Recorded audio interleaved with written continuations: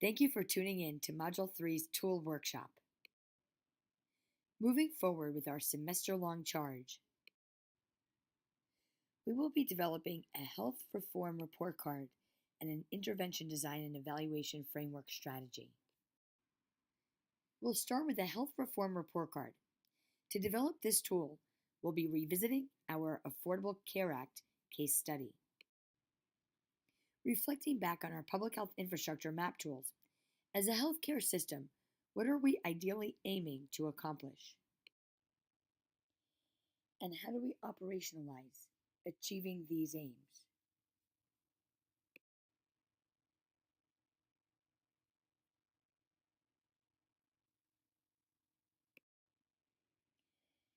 As we discussed as part of the ACA and health reform case study, the key principles of the ACA are to protect families' financial health, make health coverage affordable, aim for universality, provide portability of coverage, guarantee choice, invest in prevention and wellness, improve patient safety and quality care, and maintain long-term fiscal sustainability. Which problems of the U.S. healthcare system do these principles target? Let's review the key elements of the ACA that you also considered for the scenarios of the conferencing exercise. Key elements start with the health insurance market reforms. The next two key elements are highlighted in red, since they're the ones probably most affected by the recent changes. Health insurance exchange and subsidies for premiums have significantly been impacted. Another element, as you probably remember, is the expansion of public programs, the individual mandate, employer requirements and incentives, provisions for small employers, delivery system reforms, and another key element of the original ACA was the shared responsibility for financing. The original ACA key elements had led to expanded health coverage access for over 30 million people who had previously been uninsured. Access was achieved through multiple strategies, including portability, limiting exclusions, Medicaid expansion, employers, and health insurance exchanges. They've also led to clinical preventative services, including with first dollar coverage, to establishing the Public Health and Prevention Trust Fund, also to loan repayment incentives for public health workers, and requiring hospitals to assess community health needs. And also, as we've already looked at for the case study, you can see the positive impact on healthcare coverage. Another key element of our ACA overview to consider is how states implement the ACA and where things currently stand. As you see, 16 states, including DC, have implemented state-based marketplaces and have adopted the Medicaid expansion. One state has implemented the state-based marketplace and did not adopt the Medicaid expansion. 17 states did implement the federally facilitated or partnership marketplaces and adopted the Medicaid expansion. And 17 states implemented federally facilitated or partnership marketplaces and did not adopt the Medicaid expansion. All of this is somewhat dynamic, so this is at this time. Moving on to our tool, what would you include on a health reform report card, and what grades would you give these ACA provisions? Protecting families' financial health, making health care coverage affordable, aiming for universality, providing portability of coverage, guaranteeing choice, investing in prevention and wellness, improving patient safety and quality care, and maintaining long-term fiscal sustainability.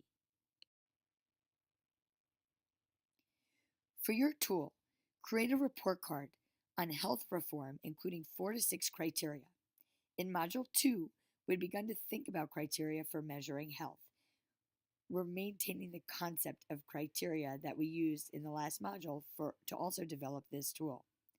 So what criteria do you think are most important to use as a report card when assessing current or future health reform efforts in the United States?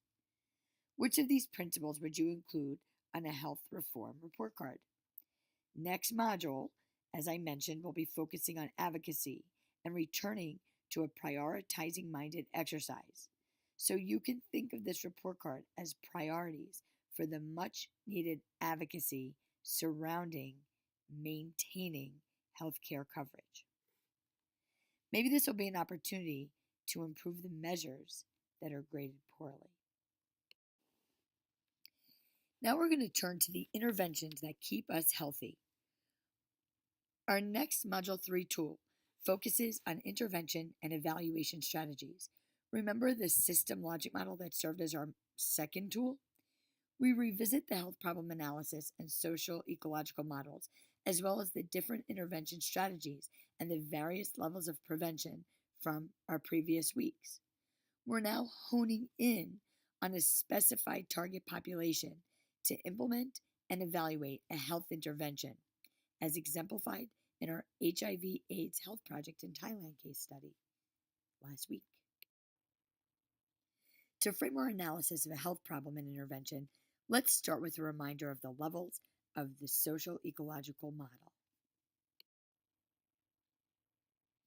Moving back to the health problem and understanding where to intervene, we'll start with neonatal mortality as our example, and we'll begin with low birth weight as a prime determinant. A determinant can be defined as a scientifically established factor that relates directly to the level of the health problem. A health problem may have any number of determinants identified for it. What can have an impact on low birth weight? Use of prenatal care is one direct contributing factor. So indirect contributing factors may be daycare, maybe transportation. What else?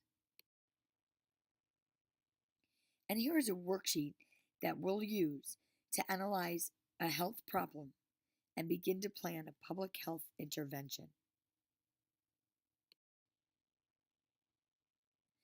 And a more detailed analysis of neonatal mortality to continue our example.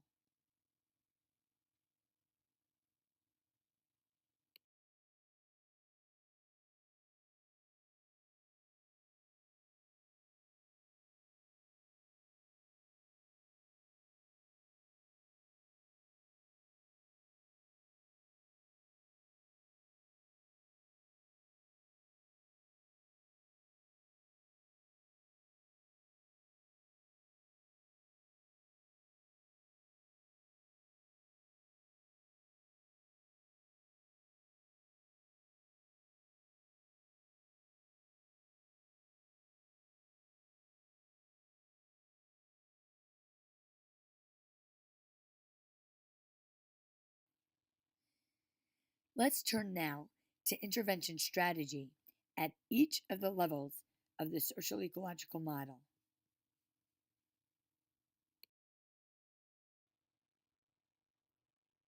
The arrows indicate where the selected interventions intervene.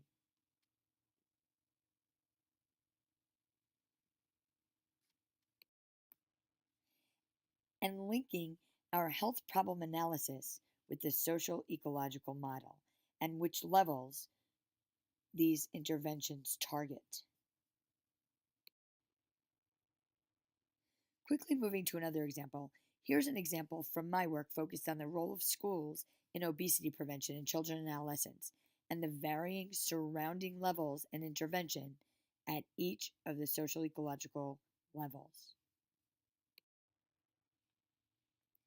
As we learned in Module 1, a logic model is a useful tool to organize an intervention plan, also showing the theory and providing a basis for evaluation by specifying intended outcomes.